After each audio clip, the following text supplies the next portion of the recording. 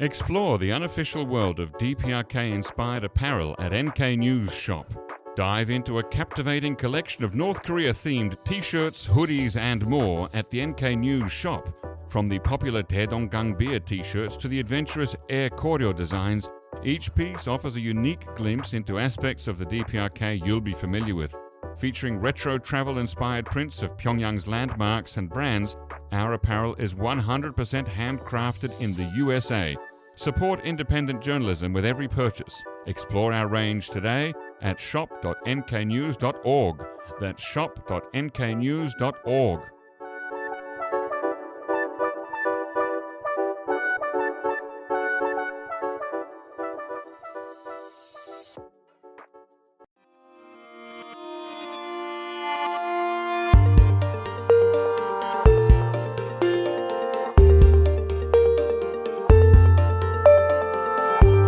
Hello listeners and welcome to the NK News Podcast. I'm your host, Jacco Zwetsloot, and today it is Tuesday the 14th of January 2025, and I'm joined here in the studio for the first time this year by Colin Zwirko. Colin, welcome back on the show. Good morning, Jacco. Good morning. Okay, so let's start with the hot topic that everyone's talking about, it seems, that finally we have some what seems to be verifiable footage of North Korean prisoners of war who were captured in the Kursk region of Russia by Ukrainian forces. Right. 2 guys were reportedly captured by Ukraine on Russian territory, which Ukraine is occupying, or I don't know about the exact place where they were picked up. They were injured.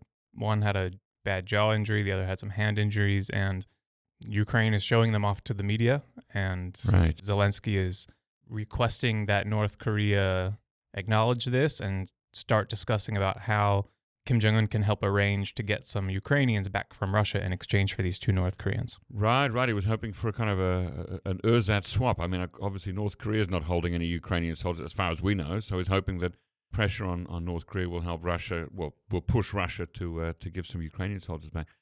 I mean, knowing what we know about North Korea, do you suspect that this is the sort of thing that will make North Korea suddenly say, okay, we do have forces in Russia? I don't think so. No. Of course, there's a lot of unknowns about everything happening regarding North Korean soldiers in Russia. Yeah. But there have been reports that they found journals on them. They found documents on some of the dead soldiers. Right. The assumption at this point is that soldiers are being ordered not to be captured. So that means kill each other or kill themselves in order to not be captured. And so, and also trying as best as they can with the help of the Russians together to block any knowledge of this truth from coming out, even though it's quite obvious at this point that North Korean soldiers are in Russia. Right, they're given these ID documents that are for Russian citizens with fake Russian names, etc. Yeah, and some of the so we've seen footage of them talking. We've also seen some footage of possibly different North Koreans trying to escape from drones by hiding inside a local family's house. And it seems like drones are playing a big part in attacking these North Korean soldiers, either in hunting them and capturing them, or in killing them. But there's also an ethical issue really here, isn't there, around the showing of the faces of these soldiers? Right. So as soon as they were captured, pretty much immediately Ukraine is promoting them and showing their faces and inviting journalists to come talk with them, interview them or whatever. And this is, I think you have it pulled up, right? Yes. So in the Geneva Convention, there are a couple of provisions that are germane here. One of them is Article 13, which I'm not quoting directly, but here's a summary there, that it's talking about the publication of photographs or videos that expose prisoners of war to public curiosity or humiliation, such as images showing them in a vulnerable or degrading state. This is prohibited by the Geneva Convention. Similarly, any public display that could compromise their dignity or personal honor, including the unauthorized publication of photos, would violate the Geneva Convention, Article 14. So that complicates things, but it's always going to be complicated because both North Korea and Russia are not open about the deployment of North Korean forces there, right? So in order to prove it, at some point you're going to have to show somebody. But, of course, there is the argument that you could have blurred the faces, so anonymized the faces, but allowed voices to be heard or something like that. So you could still, use that as evidence, but without actually showing who they are. And what could be some of the ramifications for their families back home, do you think? Well, there is a general education that everyone gets on the topic of North Korea, which is you always have to be careful when showing North Koreans who are either defectors or even if they're inside North Korea, you always have to be wary of the overarching fact that the North Korean government is pretty brutal to the North Korean people, and so they will potentially punish the family members, which is something historically we know is true from a lot of testimonials, that family members can be punished for the perceived crimes of one of their family members. So the idea here is that the North Koreans who were captured, the North Korean government sees the videos coming out from the Ukrainian government, and then these family members could be, hidden away, punished, something like that. Sent to a farm, sent to a mine, sent to a re-education center. And so these are kind of like the understood, tropes about how North Korea works. I don't think it's always true. There is not, I don't think there's any kind of automatic punishment for someone like this in this situation. I think we really have to be careful. It's hard to give the benefit of the doubt to the North Korean government, but I don't think that these families are going to automatically be punished, but it's possible. And yeah, and so looking at it from the Ukrainian perspective, if everyone comes out pointing to the Geneva Conventions immediately, I just don't think, and we can see obviously that the Ukrainian government is not as concerned with that as they are about pushing trying to convince more people in the world that North Korea is involved in this war, because number one thing here is that North Korea is secretly participating in this war, either at the request of Kim Jong Un or at the request of Putin, we don't know. Mm-hmm. And Ukraine is threatened by this and needs more countries in the world to see that North Korea is thousands of miles away with their missiles, with their troops, and we need help. And so they're trying first and foremost to prove it and prove it and prove it, even though I think us at NK News, we're well aware the truth that North Korean soldiers are there, but some supporters of Ukraine maybe aren't. I don't know. Right. I found it interesting that in the videos that we saw, at least one of the men seemed to say that he did not know that he was going to be sent to fight on a foreign battlefield. He had the idea that he was going for training. Yeah, that mirrors what we saw at the beginning of the war when Russia first invaded Ukraine. Right, and in February 2022, that some soldiers felt that they were just doing some training in Belarus or whatever, and then suddenly they're over the border. Yeah, Russian soldiers were being sent to war, supposedly thinking they were being sent to training. Yeah. So I would believe that this is possible. Obviously not once they got a certain distance away from home. I'm sure they understood. But yeah, so this is certainly not a finished story. This is certainly ongoing. One of the soldiers has also possibly expressed, but I think that would have to be said multiple times, but possibly expressed a desire to not go back to North Korea. So we'll see. I don't know that. I think that's going to be laundered a bit in news articles. But if you just watch the video, which is all we have to go on, I don't know if maybe there were other claims separate to the video that maybe Ukraine got from a later interview. I don't know. But the video itself is just the soldier kind of dazedly answering questions and leading questions, do you want to stay here? Right. And he's like, yeah. And then they're like, do you want to go home? And he's like, yeah. So, I mean, if you think about if you're in that situation, you want to see your family. You're a young soldier. What do you know about geopolitics and the punishment? I don't know. You want to see your family. So yeah, exactly. So for this to be a dispositive statement, it would have to be repeated in a number of ways after he was in a better state physically and mentally than in a hospital bed. So we'll see what becomes of that. But now you've done a recent story, some analysis into related issues. So tell us about that. Yeah, I wrote a piece on NK News last week that was just exploring this bigger question of what Kim Jong Un is supposed to do, what he wants to do, what he should do about soldiers dying in Russia in the war against Ukraine, because his war is a secret. And his war is a secret at home. It's never been published in state media. We don't know if it's being talked about in internal education, internal media, like internal propaganda directives. But as long as he keeps the war secret, he cannot honor the soldiers that are dying in Ukraine or in the war against Ukraine. Yeah, so caskets and body bags coming home on a plane, that would be a dead giveaway, if you'll pardon the unfortunate pun there, that there's something going on here. Yeah, Kim Jong Un has built an image of being a true champion of the martyrs, as he calls them, mostly Korean war fighters. But then pretty much anyone who is a good patriot gets called a martyr once they die, even if they're just a politician or an economist.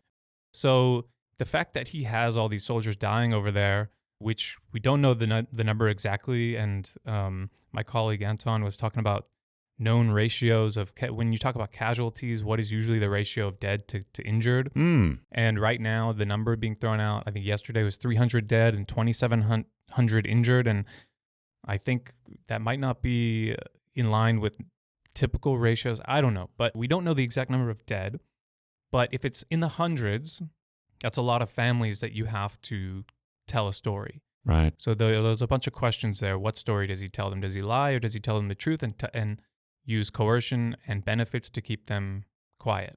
So it was interesting to game this all out and what his options are and what's he going to do if the number of dead goes into the thousands. I think he has to take the war public at some point.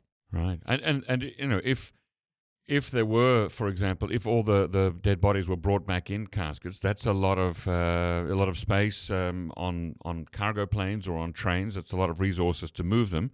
So do you simply have them, you know, cremated and send them back in some urns, or just don't send anything back and maybe just a dog tag and a thank you letter to the family? I don't know. Yeah, it's very dark and sad, this conversation. If it does go public, though, of course, it will eventually end up in North Korean media, and we'll know about it, right? Whether, you know, families are receiving a, you know, your father died a martyr's death on... I don't know. They could continue to keep it secret. They could have public ceremonies or, you know, not totally secret ceremonies, but then just not report about it. Try to keep a lid on it. But the fact is that you've got soldiers bewildered out there, potentially thinking they're not trying to fight a war, dying in a war, families who have to be given a story. I mean, it's a mess. It's hard to even organize this topic here on the podcast. How do you think Kim Jong Un is doing it? And we know that his biggest concern in recent years is keeping his power, maintaining his power, making sure people are loyal, obedient, obeying directions from the party.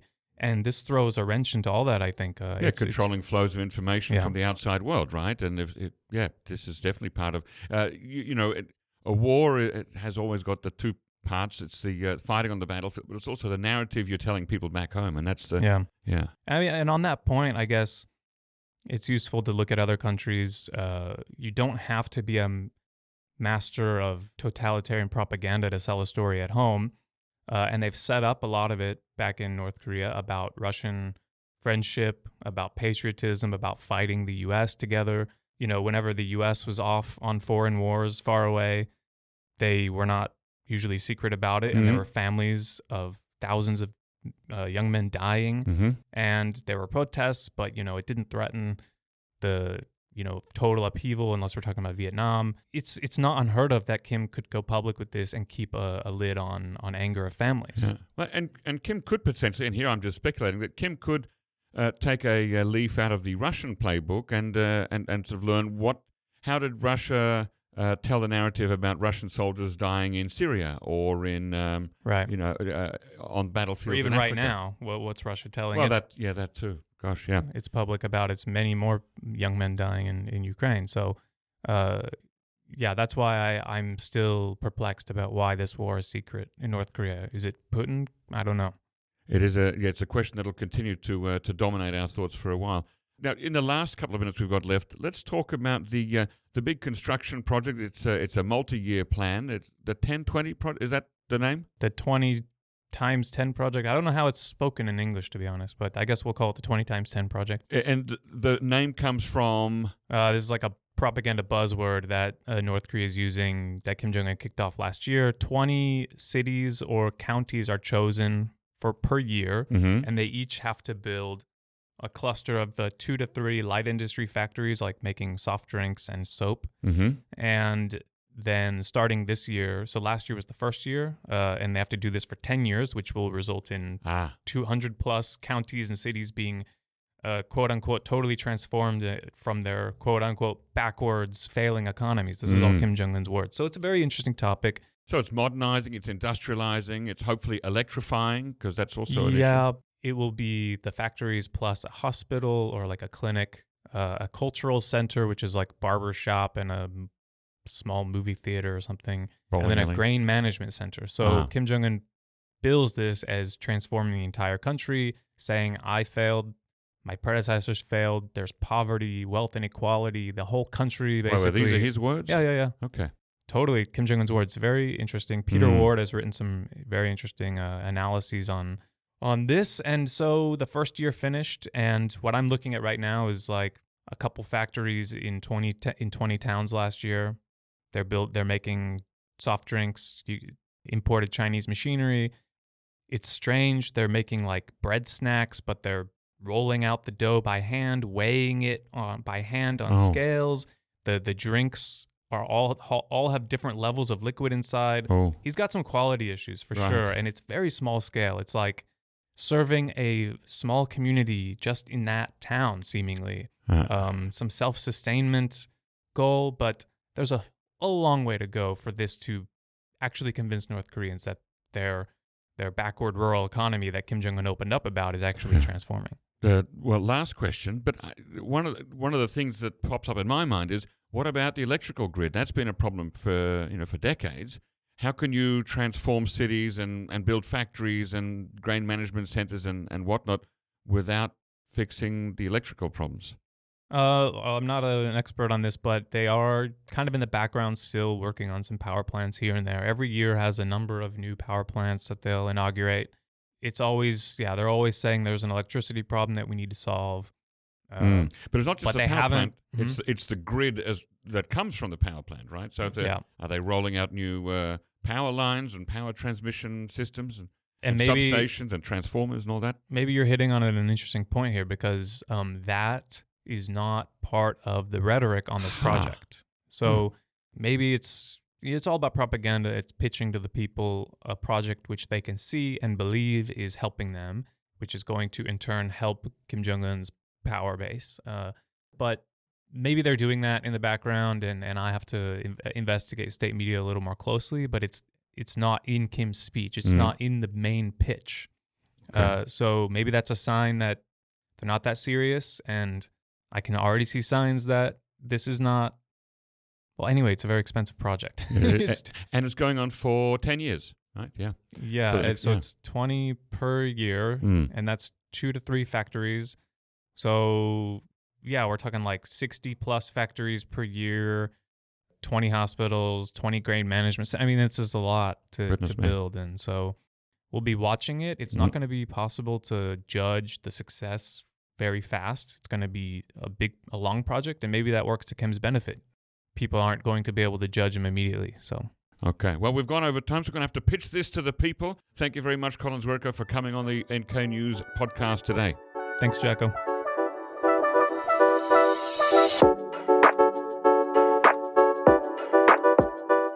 In the intricate world of Korean affairs, tailored intelligence makes all the difference. Korea Risk Group's consulting services offer specialized, actionable intelligence designed to guide your Korea-related decisions. We provide bespoke consulting services that cater to your unique challenges and goals. From policy analysis to market entry strategies, we bring clarity to complexity. Transform uncertainty into opportunity and visit KoreaPro.com Solutions today.